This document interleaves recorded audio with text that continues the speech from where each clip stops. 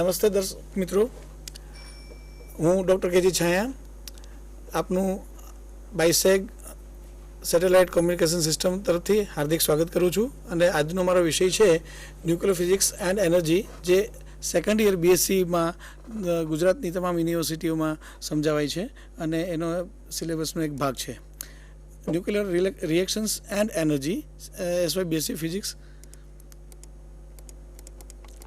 અને આ જે લેક્ચર જે છે એ મેં જુદા જુદા 4 વિભાગમાં વેચી નાખ્યું છે. પહેલો જે ફર્સ્ટ પાર્ટ જે છે એના વિશે આપ જ્યારે જાણશો ત્યારે you will be in position to write the equation for the simple nuclear reactions.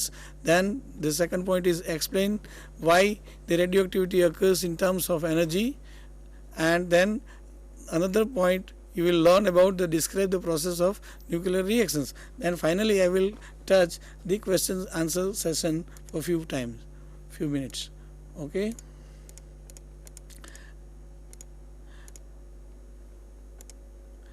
Now introduction to nuclear reaction. Nuclear ફિઝિક્સની અંદર જે આ તમે કદાચ એફવાય બીએસસી અથવા તો 12મા ધોરણની અંદર તમે કેમિકલ રિએક્શન્સ પણ શીખી ગયા છો અને ન્યુક્લિયર ફિઝિક્સની થોડી ટર્મિનોલોજીથી પણ તમે જાણકાર છો, તો આ તમને થોડું રિવિઝન કરાવી આપીએ. તો in nuclear physics nuclear and nuclear chemistry the nuclear reaction is a process which two nuclei or nuclear particle collide to produce the product different from the initial particle. And nuclear reactions are completely independent of the chemical reactions. Nuclear reaction જે છે એ chemical reaction કરતાં સંપૂર્ણ રીતે જુદી છે. એ કઈ રીતે જુદું જે છે એ આપણે હવે નેક્સ્ટ સ્લાઇડમાં જોઈશું. એક તો ન્યુક્લિયર રિએક્શન જે છે એની એનર્જી જે છે એ કેમિકલ રિએક્શન કરતાં ઘણી એનર્જી જે છે વધારે પ્રમાણમાં રિલીઝ થાય છે. બીજા નંબરમાં the variety of products are possible. જેમ કે આપણે એક સિમ્પલ રિએક્શન લઈએ કે NaOH વત્તા HCl, તો એની અંદરથી NaCl વત્તા H2O બને, તો એની અંદર એક જ રિએક્શન એક જ પોસિબિલિટી જે છે પ્રોડક્ટની એ શક્ય છે. જ્યારે ન્યુક્લિયર ફિઝિક્સની અંદર લગભગ 100 કે તેથી વધારે રિએક્શન જે છે એની પણ શક્યતાઓ છે. એટલે કેમિકલ રિએક્શન અને ન્યુક્લિયર રિએક્શન જે છે એ બે કરતાં જરા જુદી પડે છે આ રીતે. Just like the another chemical reaction V use a symbol to show the nuclear reaction. જે રીતે કેમિકલ રિએક્શનની અંદર આપણે ઇક્વેશન લખીએ છીએ એવી રીતે ન્યુક્લિયર ફિઝિક્સની અંદર પણ એને રિએક્શન બતાવવા માટે થઈને આપણે ઇક્વેશન લખવાનું હોય છે. આપણે એક દાખલો જોઈએ કે દાખલા કે એક યુરેનિયમ 238 જે છે એ આલ્ફા પાર્ટિકલ ને ઇમિટ કરે છે, બહાર પાડે છે, ત્યારે એની રિએક્શન જે છે ત્યારે એ રિએક્શન દરમિયાન 2 પ્રોટોન અને 2 ન્યુટ્રોન જે છે એ ગુમાવે છે. તો આપણે એ રિએક્શન આપણે કઈ રીતે લખી શકીએ? તો આ રીતે છે કે યુરેનિયમ 238 કે જે 238 જે છે માસ નંબર છે ને જે છે એ 92 જે છે ને Z છે, 238A છે, અને એની અંદરથી થોરિયમ બને છે અને આલ્ફા પાર્ટિકલ જે છે હિલિયમનું ન્યુક્લિયસ જે છે એ છૂટું પડે છે. એટલે કેમિકલ રિએક્શન રીતે જ આ રીતે ન્યુક્લિયર રિએક્શન્સ પણ લખી શકાય છે. Nuclear reactions must be balanced. હવે જે રીતે કેમિકલ રિએક્શન જે છે એને આપણે દર બે બાજુ બેલેન્સ કરીએ છીએ, તો એ જ રીતે ન્યુક્લિયર રિએક્શન જે છે એને પણ ડાબી અને જમણી બાજુ બેલેન્સ કરવું જરૂરી છે. પણ આ જગ્યાએ પ્રોટોન અને ન્યુટ્રોનની સંખ્યા પણ, એટલે ઉપરના જે 238 જે છે નંબર એ 234 અને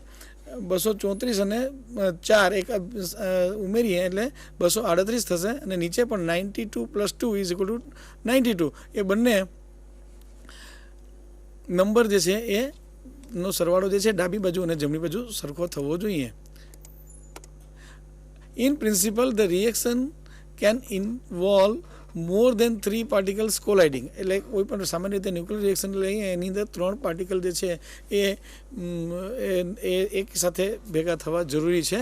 પરંતુ આપણે અત્યારે ન્યુક્લિયર ફિઝિક્સની વાત કરીએ છીએ. હું તમને એક વાત સ્પષ્ટ કહી દઉં કે જ્યારે ન્યુક્લિયર ફિઝિક્સ વિશેની વાત કરતા હોઈએ ત્યારે આપણે ફક્ત આપણું જે ધ્યાન જે છે our aim should be focused towards the nucleus of the atom. એટલે એટોમિક ફિઝિક્સ જે છે એને આ જગ્યાએ ભૂલી જવું જોઈએ. એને ઇલેક્ટ્રોન્સની કોન્ફિગરેશન જે છે એની સાથે કશું પણ વિચારવાનું આવતું નથી. ફક્ત we are concentrating on the nucleus of the atom. અને એની અંદર એ ન્યુક્લિયસ તો એકદમ નાનામાં નાનો ભાગ છે. હવે એવી રીતે 3 કે તેથી વધારે ન્યુક્લિયસને એક જ જગ્યાએ ભેગા કરવા એ કદાચ આપણા માટે અઘરું બની જાય, એની પ્રોબેબિલિટી પણ ઘણી ઓછી છે. તો એવી રીતે 2 ન્યુક્લિયસને ભેગા કરવા એ હજી કદાચ શક્યતાઓ જે છે એની પ્રોબેબિલિટી જે છે એ વધી જાય છે. એટલે 2 ન્યુક્લિયસનું જ્યારે રિએક્શન જે છે એ જોવામાં આવે છે.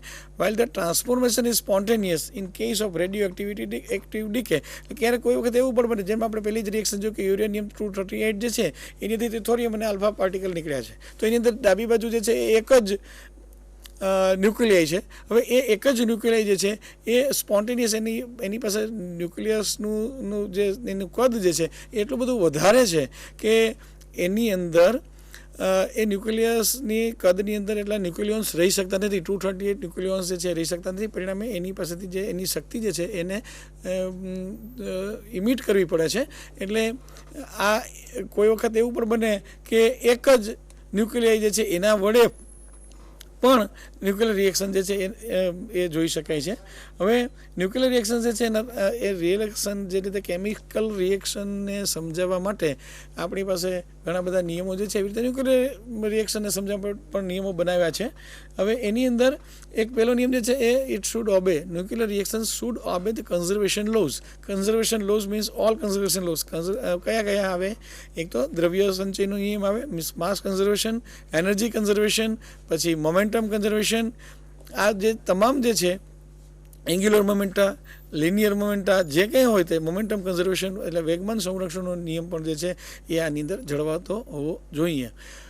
Energy stored as a mass must be included in order to apply the law of conservation of energy to a nuclear reaction. એટલે કે એક ન્યુક્લિયર રિએક્શન જે છે એ એવી રીતે બને છે કે જેની અંદર અમુક દ્રવ્યનો નાશ થાય છે અને એ દ્રવ્ય જે છે એ આઇન્સ્ટાઈનના સમીકરણ પ્રમાણે શક્તિમાં ફેરવાય છે. તો આ જગ્યાએ જે દ્રવ્ય સંચયનો નિયમ કે શક્તિ સંચયનો નિયમ આપણે લઈએ તો એ જગ્યાએ જે દ્રવ્યમાંથી શક્તિમાં જે ટ્રાન્સફોર્મેશન થાય છે અથવા તો શક્તિમાંથી માસમાં બને છે, તો આ બંને ટ્રાન્સફોર્મેશન જે છે એ પણ આપણે ગણતરીમાં લેવા જોઈએ. એટલે ઇન ટોટલ આપણે કહીએ તો દ્રવ્ય સંચય અને શક્તિ સંરક્ષણનો જે નિયમ જે છે એ બંને એકી સાથે જળવાતા હોવા જોઈએ. પછી nuclear reaction must conserve the electric charge. Electric charge એટલે કે આપણે જોઈએ છીએ કે પ્રોટોન પાસે પોઝિટિવ ચાર્જ છે અને દ્રવ્ય સંચય એટલે ન્યુટ્રોન તો એમાં આવી જ ગયા, પણ હવે ચાર્જની જ્યારે વાત આવે કે ન્યુટ્રોન જે છે એની પાસે કોઈ ચાર્જ નથી, જ્યારે પ્રોટોન પાસે જે છે એ પોઝિટિવ ચાર્જ છે, તો એ ચાર્જ પણ ડાબી બાજુ અને જમણી બાજુ પણ ચાર્જ જે છે એ બેલેન્સ થવો જોઈએ, એનું પણ સંરક્ષણ થવું જોઈએ. The total number of baryon numbers before and after reaction must be same. baryon numbers શું છે એ આ નેક્સ્ટ સ્લાઇડમાં તમને જોવા મળશે. એવી જ રીતે લેપ્ટોન નંબર જે છે એ પણ આપણે નેક્સ્ટ સ્લાઇડમાં આપણે બતાવશું. પણ આ બંને બેરિયન નંબર અને લેપ્ટોન નંબર જે છે એની સંખ્યા પણ સરખી રહેવી જોઈએ. There are conservation laws that apply to type of particles before and after nuclear reactions. એટલે પ્રોટોન્સ અને ન્યુટ્રોન્સ જે છે they belong to the family of the particles called baryons. અને ઇલેક્ટ્રોન્સ જે છે આજે તમે જે છે ઇલેક્ટ્રોન અને લેપ્ટોન્સ કહેવાય એ ન્યુક્લિયર ફિઝિક્સથી હજી અંદર આપણે જઈએ તો જે ક્વાર્ક્સ અને પાર્ટિકલ ફિઝિક્સ આવે છે એની અંદર લેપ્ટોન્સ અને બેરિયન્સ જે છે એની વ્યાખ્યા વધુ સ્પષ્ટ થાય એમ છે. હવે આપણે જે વાત કરીએ એને હું હવે બહુ એક જ સ્લાઇડની અંદર આપણે બતાવીએ તો કન્ઝર્વેશન લોઝ જે છે એ કયા પ્રકારના હોય છે? માસ અને energy, linear momentum, angular momentum, electric charge, baryon અને લેપ્ટોન્સ. અને આ જગ્યાએ તમને એક રિએક્શન બતાવી છે હિલિયમ એટલે આલ્ફા પાર્ટિકલ જે છે એ કાર્બન 12 ઉપર જ્યારે આપાત થાય છે, બોમ્બાર્ડ થાય છે, ત્યારે એમાંથી ઓક્સિજન નું ન્યુક્લિયસ બને છે અને એનર્જી છૂટી પડે છે. એટલે તમને બીજી જગ્યાએ અહીંયા બતાવેલું છે આ હિલિયમનું ન્યુક્લિયસ છે જ્યાં મારું કર્સર છે, અને આ જે છે એ કાર્બન જે છે એને મોટું છે અને એનામાંથી ઓક્સિજનનું ન્યુક્લિયસ બને છે અને આ જગ્યાએ એનર્જી છૂટી પડે છે, એ અહીંયા બતાવેલું છે. હવે તમને એમ થશે કે આ હિલિયમ અને કાર્બન જે છે ઓક્સિજન બનાવે છે તો હકીકતે ઓક્સિજન રીતે બિહેવ કરે છે ખરું? તો મારે ત્યાં તમને એ જ સમજાવવાનું છે કે હકીકતે ન્યુક્લિયર ફિઝિક્સ જે છે એની અંદર આપણે ન્યુક્લિયસ ઉપર ધ્યાન આપીએ છીએ, એટોમિક ફિઝિક્સ ઉપર ધ્યાન આપતા નથી. એટલે જે આલ્ફા પાર્ટિકલનું બોમ્બાર્ડિંગ કાર્બન 12 ઉપર જ્યારે આપણે કરશું ત્યારે આપણને ઓક્સિજનનું ન્યુક્લિયસ મળશે જ. ન્યુક્લિયસની અંદર ઓક્સિજનમાં જે કાંઈ પ્રોટોન અને ન્યુટ્રોનની સંખ્યા આવવી જોઈએ એટલી હશે. પછી બહારની કક્ષામાં જે ફરતા ઇલેક્ટ્રોન છે જેની સંખ્યા એટલી હોય કે ન હોય એ જરૂરી નથી. પણ જે ન્યુક્લિયસની અંદર જે છે એ ન્યુક્લિયસમાં એ ઓક્સિજનનું ન્યુક્લિયસ હશે. કારણ કે we are concentrating, we are focusing our mind only to the nucleus of the atom. અને લિનિયર મોમેન્ટમ, એન્ગ્યુલર મોમેન્ટમ, આ બધા જે છે એ મોમેન્ટમ જે છે એ પણ એનું સંરક્ષણ થાય છે. હવે આપણે જે નેક્સ્ટ સ્લાઇડ જે છે એનું નોટેશન્સ જોઈએ કે કઈ રીતે ન્યુક્લિયર રિએક્શન જે છે એની અંદર લખી શકાય. કે જે રીતે instead of using the full equation દરેક વખતે યુરેનિયમ જે છે એ ડીકે થાય છે અને થોરિયમ અને આલ્ફા પાર્ટિકલ એમાંથી છૂટો પડે છે. તો એને એક ગ્લોબલાઇઝડ અથવા તો ઇન્ટરનેશનલ લેવલે એક નક્કી થયેલું છે કે સૌથી પહેલાં જે હોય એ બે જો રિએક્ટન્ટ હોય તો એની અંદરથી પહેલું જે છે એ હંમેશા પ્રોજેક્ટાઇલ જ લખાય. પછી બીજું જે છે એ ટાર્ગેટ અથવા તો રિએક્શન જે લખી હોય એના ઉપરથી પણ આપણને ખ્યાલ આવે કે પહેલાં જે લખેલું જે છે એ પ્રોજેક્ટાઇલ મીન્સ આપાત અથવા તો બોમ્બાર્ડિંગ થતો પાર્ટિકલ છે, જ્યારે ટાર્ગેટ જે છે એ સ્થિર છે એટલે એના ઉપર એ આપાત થાય છે. અને પછી જ્યારે ઇમિટેડ પાર્ટિકલ જે પાર્ટિકલ બહાર નીકળે છે એને આપણે સી નાના સ્મોલ સી વડે મેં દર્શાવ્યો છે. અને પછી જે બાકી બચતું જે ન્યુક્લિયસ જે છે એ ડી આ જગ્યાએ બતાવ્યું છે, રેસિડ્યુઅલ ન્યુક્લિયાઈ, એને આપણે ડી તરીકે બતાવ્યું છે. એટલે એ પ્રોજેક્ટાઇલ, બી જે છે ટાર્ગેટ, એવી રીતે આ જ રીતે લખાય છે. અને એને શોર્ટ ફોર્મની અંદર એ, કાઉન્સની અંદર બી, સી અને બહાર ડી, એના એ રીતે લખાય છે. હવે કોમન લાઇટ પાર્ટિકલ્સ આર ઓફટન એબ્રિવિએટેડ. કોઈક વખત એવું થાય છે કે બહુ એકદમ ઓછું જે દ્રવ્યમાન ધરાવતા હોય એવા પાર્ટિકલ જે છે એ રિએક્શન દરમિયાન મુક્ત થતા હોય, જેમ કે પ્રોટોન, તો પ્રોટોનને માટે પી લખાય છે. ન્યુટ્રોન મુક્ત થતો હોય તો એન લખાય છે. ડ્યુટેરોન એટલે કે હાઇડ્રોજનનો સમસ્થાનિક જો બહાર પડતો હોય તો ડી લખાય છે. અને આલ્ફા પાર્ટિકલ એટલે હિલિયમનું ન્યુક્લિયસ જે છે જો બહાર પડતું હોય તો એને આલ્ફા પાર્ટિકલ લખાય છે. જો ઇલેક્ટ્રોન હોય તો બીટા પાર્ટિકલ છે. અને ફક્ત એનર્જી મુક્ત થતી હોય તો ગામા જે છે, ગામા જે છે એ લખાય છે ગામા ફોટોન માટે. હવે આ ન્યુક્લિયર રિએક્શન્સ જે આપણે અત્યારે એનું પ્રાથમિક જ્ઞાન મેળવ્યા પછી હવે આપણે એની એનર્જી સાથે ન્યુક્લિયર ફિઝિક્સ કઈ રીતે સંકળાયેલું છે, કારણ કે ન્યુક્લિયર ફિઝિક્સ જે છે એ કદાચ આવનાર સમયની અંદર જે શક્તિનો સ્ત્રોત બધા અત્યારે આપણે જે ખાલી થવા તરફ જઈ રહ્યા છે ત્યારે ન્યુક્લિયર ફિઝિક્સ તરફ અથવા ન્યુક્લિયર એનર્જી ઉપર આપણી નજર સૌ પ્રથમવાર દોડે. કારણ કે સોલારમાંથી જે એનર્જી મળે છે એ એનર્જી મળે છે પરંતુ એની એફિશિયન્સી જે છે એ બહુ ઓછી છે. એને બહુ એકદમ ઊંચા મૂલ્યની શક્તિનું આપણે જરૂરિયાત હોય ત્યારે એ સોલાર એનર્જી છે આપણને કામ આવતી નથી. તો એ વખતે ન્યુક્લિયર ફિઝિક્સ આપણે મદદે આવે છે અને આપણે એક જ થોડા સમયની અંદર plenty of energy can be released. અને એ જે છે આપણા શક્તિના જે શક્તિ માટેના સ્ત્રોત જે છે એમાં જે ઘટ થઈ રહી છે એનો એક પર્યાય તરીકે પણ આપણે આ ન્યુક્લિયર ફિઝિક્સને અત્યારે જોવામાં આવી રહ્યું છે. હવે એની અંદર આપણે જોઈએ તો આલ્બર્ટ આઇન્સ્ટાઈન જે છે એણે શક્તિ અને દ્રવ્યમાન વચ્ચેનો એક સંબંધ આપ્યો. એ બહુ પ્રચલિત સમીકરણ છે E=mc².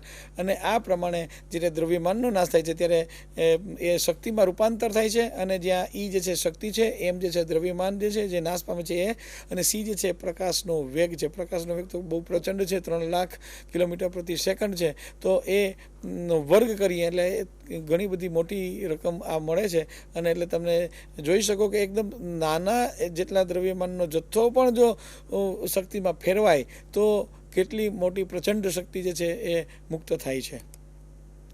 અને using the mass loses during the nuclear reaction one can calculate the energy change. હવે જ્યારે ન્યુક્લિયર રિએક્શન બને છે ત્યારે શરૂઆતની અંદર જે આપણી પાસે જે દ્રવ્યમાન હોય છે એ અને અંતિમ દ્રવ્યમાન આપણને જે પ્રાપ્ત થાય છે ડાબી બાજુ અને જમણી બાજુ, તો બંને વચ્ચે દ્રવ્યમાનની એક ઘટ ઉત્પન્ન થાય છે જેને કહે છે માસ ડિફેક્ટ, દ્રવ્યમાન ઘટ, અને એ દ્રવ્યમાન ઘટ જે છે એ એકદમ સૂક્ષ્મ હોય છે એટલે એને ડેલ્ટા એમ તરીકે દર્શાવીએ છીએ. અને આ દ્રવ્યમાન જે છે એ નાશ પામે છે અને શક્તિમાં ફેરવાય છે એટલે એ જે ડીએમને કોરસ્પોન્ડિંગ જે એનર્જી મુક્ત થાય છે એને આપણે ડેલ્ટા ઈ તરીકે બતાવ્યું છે. અને ડેલ્ટા ઈ એટલે આ જે E is equal to MC square જે ઇક્વેશન જે છે એ અત્યારે આપણે હવે delta E is equal to delta M into C square જેવું એ બનશે, જ્યાં ડેલ્ટા એમ જે છે એ માસ ડિફેક્ટ તરીકે ઓળખાય છે. Mass of the nucleus is always less than the sum of the masses of nucleons. તમે ન્યુક્લિયસ જે છે એની અંદર જેટલા પણ પાર્ટિકલ્સ, જેટલા પણ ન્યુક્લિયોન્સ, જેટલા કણો રહેલા છે, પ્રોટોન્સ, ન્યુટ્રોન્સ, એનો તમે એક અલગ રાખીને તમે એનો સરવાળો કરો અને ન્યુક્લિયસમાં જ્યારે એ બંધનમાં હોય, ન્યુક્લિયસના બંધન, ત્યારે એના કુલ દ્રવ્યમાન તમે જુઓ તો બંને વચ્ચે તફાવત જોવા મળે છે. અને આ the difference between the mass of the separated nucleons and the combined mass is nucleus. બરાબર છે. અને એની અંદર શું થશે કે the energy released in the forming, આપણે આગળની સ્લાઇડમાં જોઈશું પણ ખરા કે કઈ રીતે એ બને છે.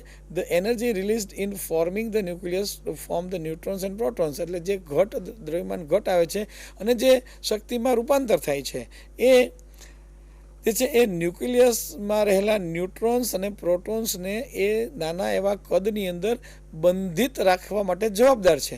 અને માટે તમે કદાચ 10મા ધોરણમાં કે 11મા ધોરણમાં ભણી ગયા છો કે nuclear force is a very strong force, કારણ કે પ્રોટોન વચ્ચે તીવ્ર અપાકર્ષણ થાય છે. એમ છતાં આ અપાકર્ષણ બળની ઉપરવટ જઈને પણ બધા જ ધન વીજભારિત કણ જે છે એ એક નાના એવા કદમાં, મર્યાદિત જગ્યામાં, મર્યાદિત કદમાં સમાઈ શકે છે. એ રાખવા માટે એથી વિરુદ્ધ દિશામાં જો બળ